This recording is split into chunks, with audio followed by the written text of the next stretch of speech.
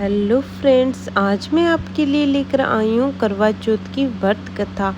बहुत समय पहले की बात है। एक गांव में एक साहूकार के साथ बेटे और उनकी एक बहन करवा भी रहती थी। सभी सातों भाई अपनी बहन करवा से बहुत प्यार करते थे, यहाँ तक कि वे पहले खाना उसे खिलाते थे और बाद में स्वयं खाते थे। एक बार उसकी बहन ससुराल से मायके आई हुई थी। शाम को भाई जब अपना व्यवसाय बंद करके घर आए तो देखा कि उनकी बहन बहुत व्याकुल थी। सभी भाई खाना खाने बैठे और अपनी बहन से कहने लगे कि बहन, तू भी खाना खा ले। तो बहन ने कहा कि नहीं भैया, आज मेरे करवा चौथ का निर्जल व्रत है और मैं खाना सिर्फ तभी खाऊंगी जब चंद्रमा निकल जाएगा, तो उसे अर्घ्य देकर ही खा सकती हूँ। चंद्रमा अभी तक नहीं निकला है, इसीलिए मैं भूख प्यास के कारण व्याकुल हूँ। सबसे छोटे भाई को अपनी बहन की ये हालत देखी नहीं गई और वह दूर पीपल के पेड़ पर एक दीपक जलाकर उछलने की ओट में रख देता है। दूर से देखने पर वह ऐसा प्रतीत जैसे चतुर्थी का चांद निकला हो। इसके बाद भाई अपनी बहन से कहता है, बहन बहन, चांद निकल गया है, तुम भी अब अर्घ्य देकर खाना खा ले। बहन की भाभियां भी कहती है, हाँ नंद भाई साहब, खाना खा लो, अर्घ्य देकर चांद निकल गया है। बहन चंद्रमा को अर्घ्य देने के लिए सीढ़ियां चढ़ती है और वह चंद्रमा को अर्घ्य देकर खाना खाने बैठ जाती है।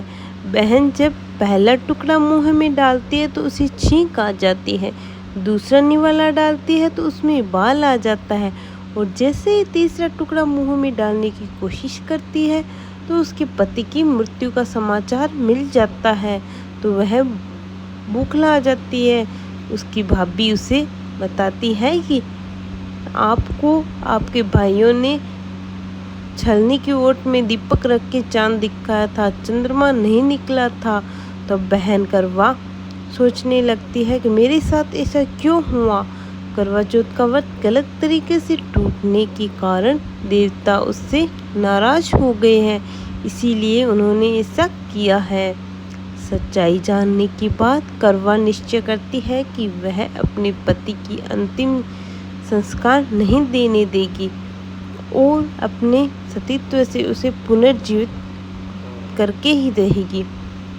वह पूरे 1 साल तक अपने पति के शव के पास बैठी रहती है, उसकी देखभाल करती है, उसके ऊपर उगने वाली सुईनुमा घास को भी व्यक्तित करती है।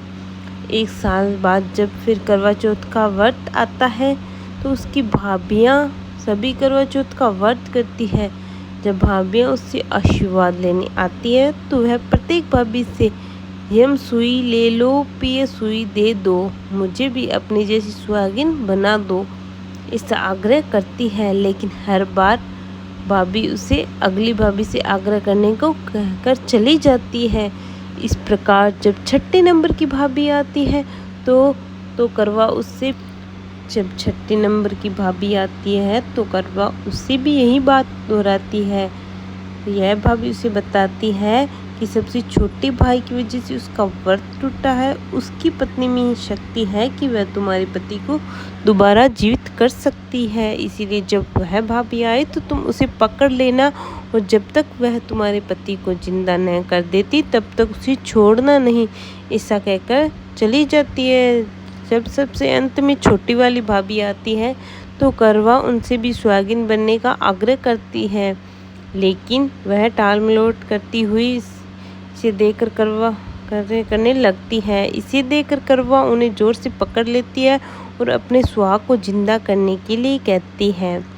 भाभी उसे छुड़ाने के लिए वो कहती है, लेकिन करवा नहीं छोड़ती है। अंत में उसकी तपस्या को देखकर भाभी समझ जाती है और अपनी छोटी अंगुली को चीरकर उसमें से अमृत उसके पति के मुंह में डाल देती है और करवा का पति तुरंत श्री गणेश कहता हुआ उठ बैठता है। इस प्रकार प्रभु की कृपा से छोटी भाभी के माध्यम से करवा को अपना सुहाग वापस मिल गया। हे श्री गणेश, माँ गौरी, जिस प्रकार करवा को चिर सुहागन का वरदान आपसे मिला है, ऐसी सब सुहागिन को उसके पति की दीर्घ आयु प्राप्त करना और उनके रिश्ते में हमेशा खुशियाँ लाना।